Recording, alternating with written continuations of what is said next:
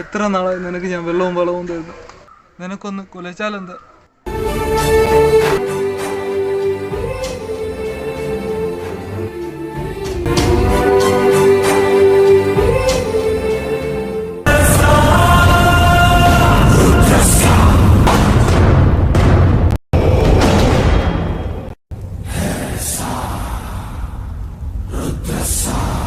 എന്താ നടന്നത് ദേവസേനെ? 5 വർഷമായി വെള്ളവും വളവും കൊടുക്കുന്നു. ഒരിക്കൽ പോലും ഇതുവരെ കൊലച്ചിട്ടില്ല. ആ ദേശത്ത് ഞാൻ വാഴക്കൈകൾ വെട്ടി. ഞാൻ ചെയ്ത തെറ്റാ അറിയാം. നീ ചെയ്തത് തെറ്റ്.